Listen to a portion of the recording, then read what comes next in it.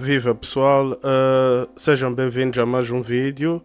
Bem, nós lançamos ou seja, um vídeo, né, que falava sobre o fim do trabalho temporário e terciarizado. Acreditamos que este vídeo muita gente não percebeu a concepção do próprio vídeo, não é?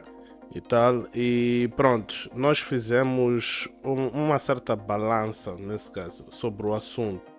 Balanceamos o assunto em aspectos positivos e negativos. O vídeo está aqui, podem dar uma vista de olhos de novo.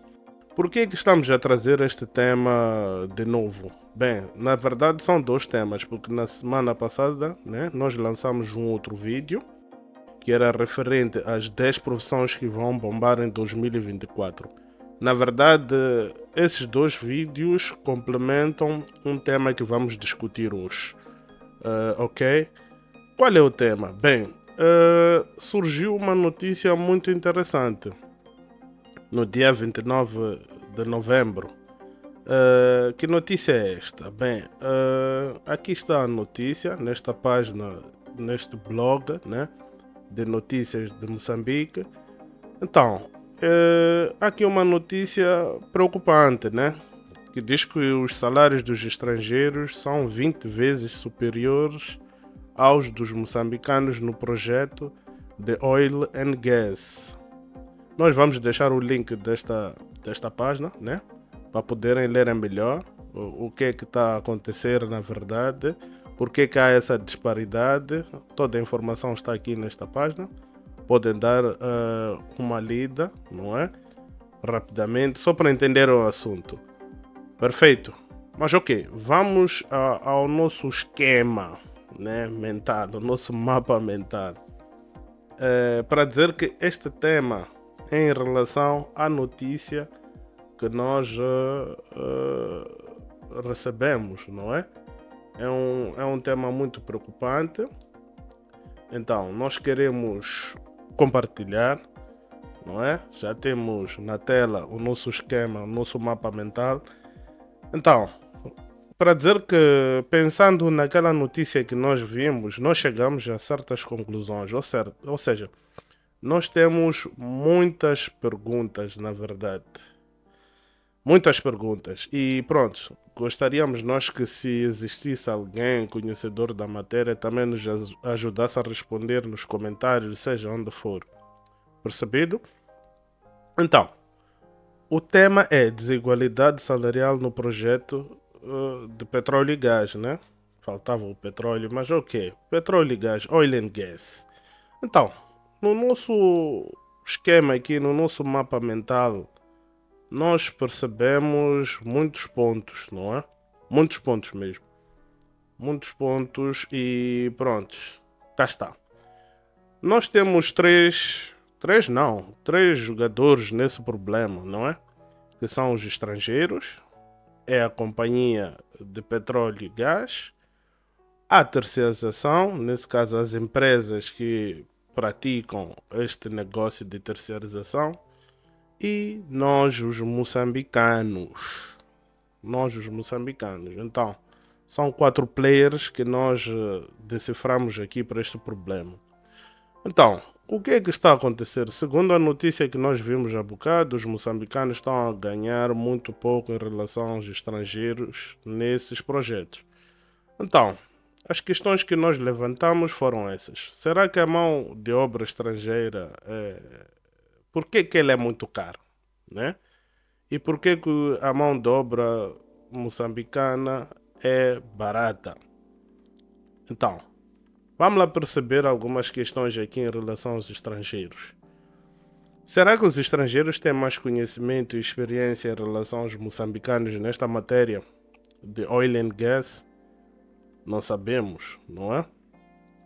E, ok, se eles têm mais conhecimento e experiência, com certeza terão mais privilégio, certo? Então, gostaríamos de perceber o que realmente leva a esses salários, ou seja, a essas 20 vezes em que o salário é maior que a dos moçambicanos. E pronto, qual é o tipo de contrato que estes estrangeiros usufruem até o momento em que estão aqui no território nacional, na bacia do Rovuma, etc. Que tipo de contrato é que essas pessoas estão a usufruir? Então, quem tiver conhecimento sobre a matéria pode nos ajudar a responder. Por que é que levantamos essas questões? Porque se formos a olhar para o lado dos moçambicanos também, fizemos, ok, as mesmas questões, né? Praticamente. Será que os moçambicanos não têm muito conhecimento ou têm pouco conhecimento sobre ou experiência sobre petróleo e gás, o que leva-nos a ter esses baixos salários? E por que que os moçambicanos, consoante esta notícia que nós recebemos, eles usufruem de um contrato incerto? Contrato incerto por quê? Porque a qualquer momento, prontos, o projeto pode terminar ou o patronato pode decidir fazer despedimentos em massa a qualquer minuto, momento, e prontos. Se a pessoa assinou o contrato incerto, tem que estar preparado para esse tipo de situações. Mas por que que o moçambicano usufrui deste tipo de contrato nestes projetos de petróleo e gás? Por quê? Então, tendo esta questão, vem outro ponto também. Nós sabemos que o conteúdo local ou a lei do conteúdo local ainda não foi aprovada.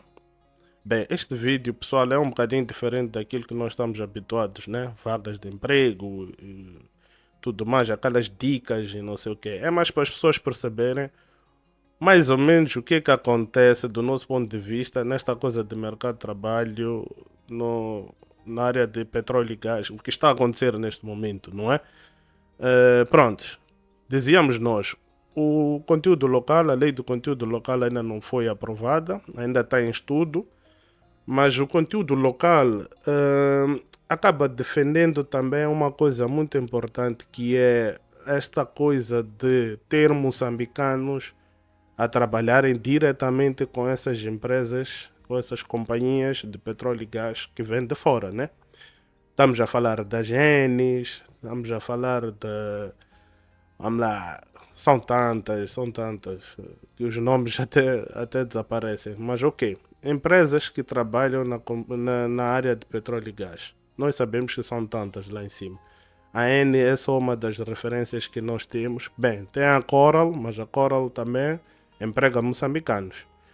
Ok, o conteúdo local vem para defender os moçambicanos nesse sentido. Para além de nós prestarmos serviços para os moçambicanos nesta coisa de óleo e gás, né? Petróleo e o gás, o conteúdo local também vem para ajudar a alavancar aquilo que são as empresas moçambicanas na prestação de serviços a estas companhias. Agora, não sabemos se esta lei também defende que os moçambicanos tenham um certo privilégio para trabalharem nestas companhias, não é? Passarem a ter contratos a tempo indeterminado, talvez, ou passarem a ser efetivos da própria companhia Enis e por aí em diante. Será que esta lei do conteúdo local vem para ajudar nesse sentido? Mas nós sabemos que o conteúdo local é muito importante. Talvez a aprovação não apareça porque há aspectos em que nós, os moçambicanos, talvez ainda não estejamos preparados. Não sabemos. Ok. E por que da terceirização da mão de obra moçambicana? Ou seja, por que que o moçambicano tem que ser terceirizado neste aspecto? Por que que tem que usufruir do contrato incerto e pronto? Por que que ele não passa a ser efetivo nestas companhias? Bem, queremos acreditar que é pelo fato de não possuírem talvez conhecimento ou um vasto conhecimento nesta coisa de petróleo e gás. Percebido?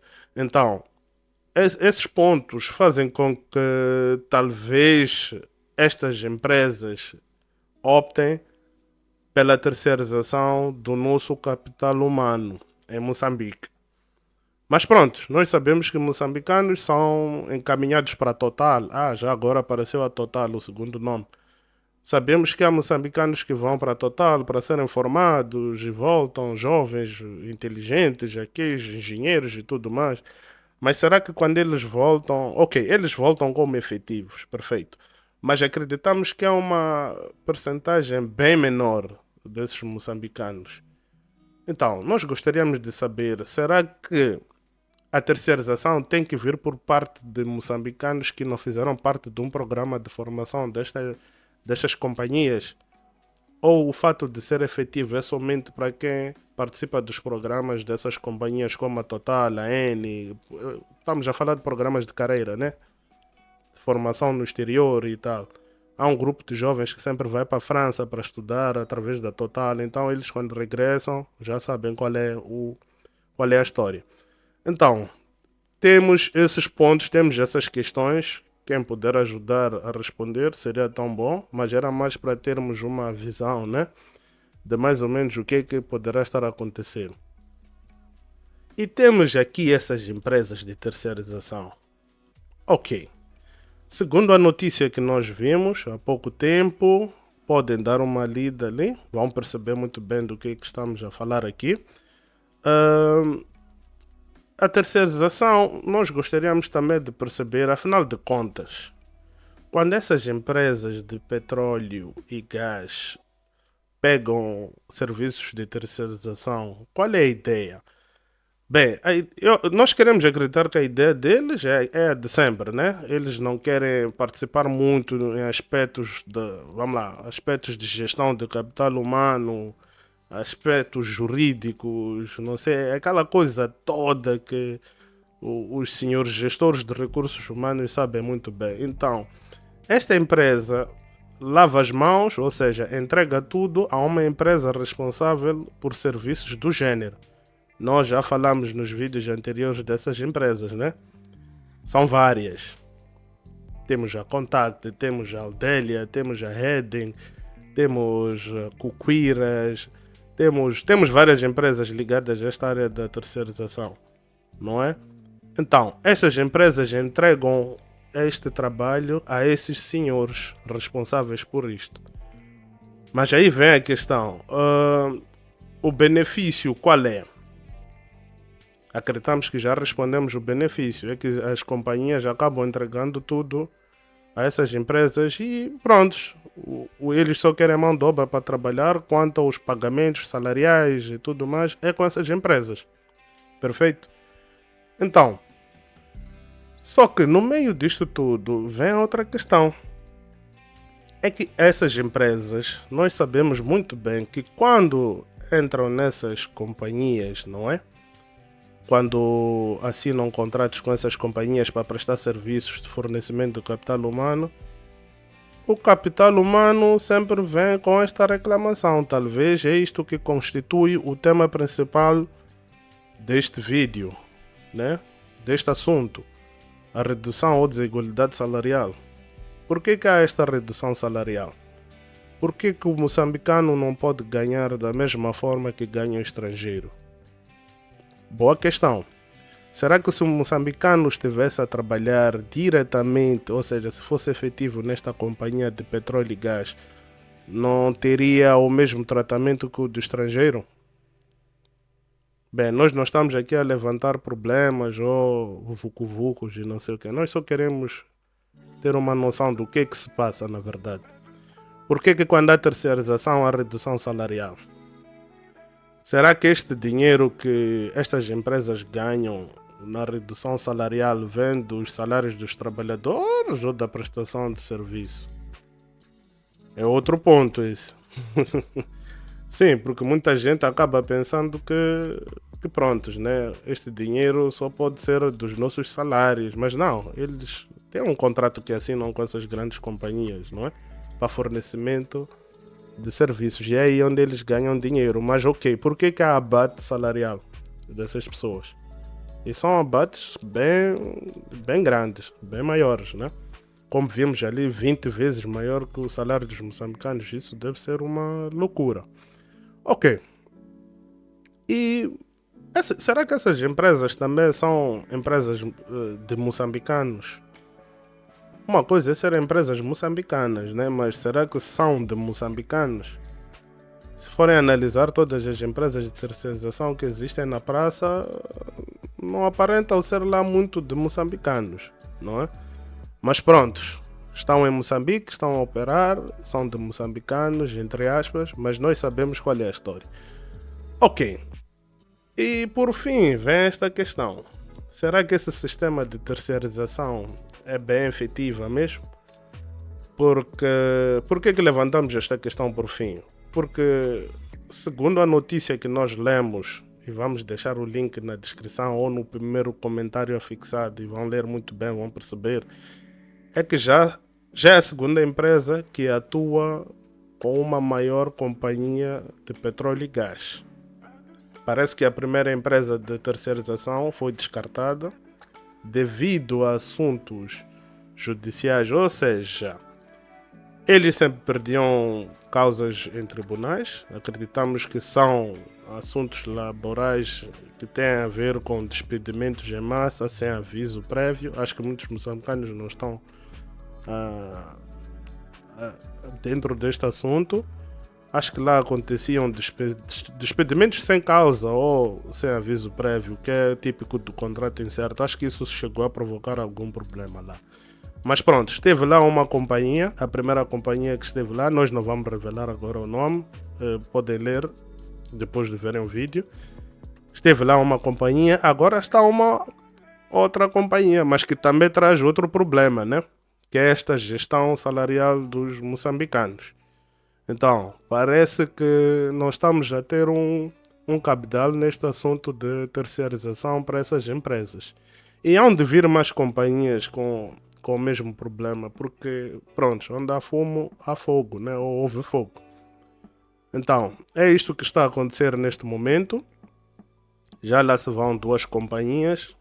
Uma prestou o serviço, já saiu das contas de uma das empresas de petróleo e gás, uma das grandes empresas de petróleo e gás, e agora entrou outra e também já tem um novo problema, que é a gestão salarial dos moçambicanos. Então, é um vídeo diferente, nós só queríamos trazer aqui, né, um ponto de reflexão, né, em relação ao que está a acontecer neste exato momento nestas grandes companhias e as empresas de terceirização, neste caso as empresas que recrutam o pessoal para trabalhar nessas companhias. É o que está a acontecer.